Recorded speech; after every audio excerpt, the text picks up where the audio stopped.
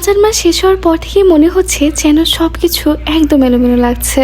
সত্যি কোনো কিছুই ঠিক নেই এখন। হ্যালো, আসসালামু আলাইকুম এভরিওয়ান। আজকের ব্লগটা খুব সকালবেলা থেকে স্টার্ট করছি। এখন বাজে সকাল 8:40। ইফ ইউ আর থিঙ্কিং আমি সকালবেলা ঘুম থেকে উঠে ব্লগটা স্টার্ট করছি, ইউ আর কমপ্লিটলি রং। আসলে আমি সারা রাত একটুও ঘুমাতে পারিনি আজকে। অ্যাকচুয়ালি রামাদান মান্থে আমাদের একরকমের রুটিন ছিল অ্যান্ড হঠাৎ করে রামাদান শেষ হয়ে গিয়েছে, ঈদ এসেও চলে গেল। এখন আবার আমাদেরকে নর্মাল লাইফে ব্যাক করতে হবে। কিন্তু এই যে রামাদান যে চলে গেল, এটা ঘুমকে কিভাবে বোঝাই বলো তো? রামাদান মান্থে তো সেই সেহরি করে আমরা ঘুমাতাম, তারপরে ঘুম থেকে উঠতে উঠতে জোহরের কিংবা আসরের ওয়াক্ত হয়ে যেত। সেই প্রবলেমটা এখন আমার হচ্ছে যে সারা রাতে একটু ঘুম আসছে না। এতে করে মেইন প্রবলেম হচ্ছে আমার প্রচন্ড পরিমাণে হেডেক হচ্ছে। তোমরা হয়তো বললে বিশ্বাস করবে না, সম্পূর্ণ রামাদান মাস জুড়ে আলহামদুলিল্লাহ সৌদি আরবের ওয়েদার এত ভালো ছিল।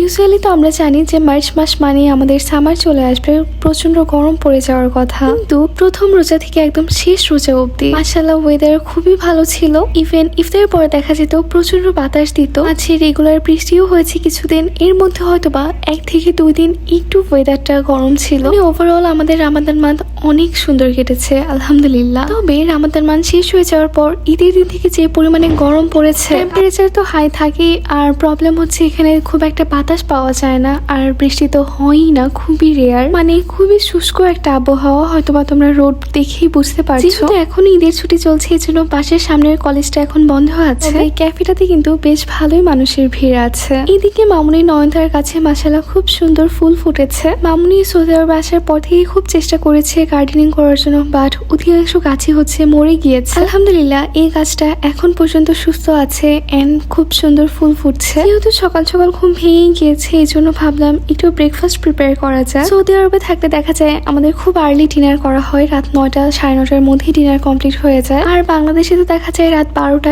ইভেন 1টাও বেজে যায় মাঝে মধ্যে আমাদের ডিনার কমপ্লিট করতে, which is unhealthy I know. Early dinner করার জন্য একটু ক্ষুধাও লেগে গিয়েছিল, এই জন্য আমি নুডলস বয়েল করে নিচ্ছি। সেই সঙ্গে 2 পিস নাগেটও নিয়ে নিচ্ছি, যদিও এটা একটু বেশি হেভি হয়ে যাবে, বাট আমার নুডলসের সঙ্গে নাগেট খেতে খুব ভালো লাগে। আমার এই শর্টকাট নুডলস অ্যান্ড নাগেটের রেসিপিটা অনেক কাজে লেগেছে আমার এইচএসসি এবং এসএসসি লাইফে। তখন দেখা যেত পড়াশোনার মাঝে যখন হঠাৎ করে ক্ষুধা লেগে যেত, তখন শর্টকাটে এগুলো বানিয়ে খেতে পারতাম। তোমরা যারা আমার রেগুলার স্টাডি ব্লগগুলো দেখতে, তোমরা অবভিয়াসলি দেখে থাকবে এটা আমার খুবই কি বলবো মানে সিগনেচার একটা রেসিপি আমার। আমি ব্রেকফাস্ট করছিলাম অ্যান্ড টিভিতে কিছু ব্লগস দেখছিলাম, অ্যান্ড দেন ব্রেকফাস্ট শেষ করার পর আমার খুবই ইম্পর্টেন্ট কফি নিয়ে বসলাম। যেহেতু মাথা ব্যথা করছে, এই জন্য ভাবলাম কফিটা খেলে হয়তো একটু ভালো লাগবে। কিন্তু আজকে আর এমনটা হয়নি। কফি খাওয়ার পরেও প্রচন্ড মাথা ব্যথা করছিল। পরে মামুনি ঘুম থেকে উঠে যখন দেখতে পেল যে আমি স্টিল জেগে আছি, মামুনি আমাকে বললো যে তুমি একটু ঘুমাও, রেস্ট করো, আদারওয়াইজ কিন্তু শরীর আরো বেশি খারাপ লাগবে। আমি মেবি সকাল 10:30টার সময় ঘুমিয়েছিলাম অ্যান্ড আমার এই ঘুম ভেঙেছে বিকাল 5টার সময়। আমি ওই যে বললাম রামাদানের যে রুটিনটা ছিল, সেম রুটিনে আসলে শরীর চলতে চাচ্ছে, এখনো নর্মাল লাইফের ব্যালেন্সটা আসেনি আমাদের। যাই হোক, বিকালবেলা ঘুম থেকে উঠে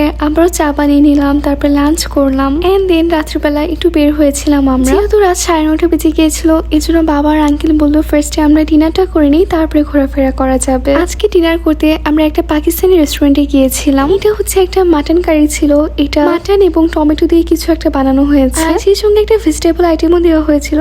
ভেজিটেবলটা আমার খাওয়া হয়নি, মানে ডাল সবজি টাইপের ছিল। আর সেই সঙ্গে ছিল পাকিস্তানি ট্রেডিশনাল রেশমি পরোটা। আমরা চাও অর্ডার করেছিলাম, ভাইয়েরা হচ্ছে একদম বাংলাদেশের মতো করে পরোটা দিয়ে চা ভিজিয়ে খাচ্ছিল। আমার কেন যেন চা পরোটাটা অত ভালো লাগে না, আমি শুধুমাত্র চাই খেয়েছি। অনেকদিন পর মনে হলো একদম দেশি স্বাদের একটা চা খাচ্ছি। আলহামদুলিল্লাহ চাটা অনেক বেশি মজা ছিল। আলহামদুলিল্লাহ আমরা আমাদের ডিনারটা কমপ্লিট করে এবার আমাদের মেইন কাজের উদ্দেশ্যে বের হয়ে পড়েছি। আমরা ওথাইমে এসেছি কিছু কেনাকাটা করার জন্য। কিছুদিন আগে মামুনি এরকম একটা সিঁড়ি থেকে পড়ে গিয়ে ব্যথা পেয়েছিল, এই জন্য আমার ভাই যদিও মামুনির আগে উপরে পৌঁছে গিয়েছিল, তবুও আবার ব্যাক এসেছে যেন মামুনিকে হাত ধরে ও সাবধানে উপরে নিয়ে যেতে পারে, মামুনি যেন আর কোনোভাবেই ব্যথা না পায়। এজন্য আজকে আমাদের উথাইমে আসার মেইন রিজন হচ্ছে বাংলাদেশের জন্য কিছু কেনাকাটা করা। যদিও আমাদের কসমেটিক শপিং অলরেডি হয়ে গিয়েছে, আজকে হচ্ছে সৌরভীরা কসমেটিক্স কিনছিল। অ্যাজ ইট ওয়াজ থার্সডে, উথাইমে কিন্তু ভালোই ডিসকাউন্ট ছিল, যেমনটা তোমরা দেখতেই পাচ্ছ। আমাদের আসলে কসমেটিক্স কেনাকাটা আরো আগেই কমপ্লিট হয়ে গিয়েছে। সৌরভীদের কিছু শপিং বাকি ছিল, ওরাই কেনাকাটা করছিল আজকে।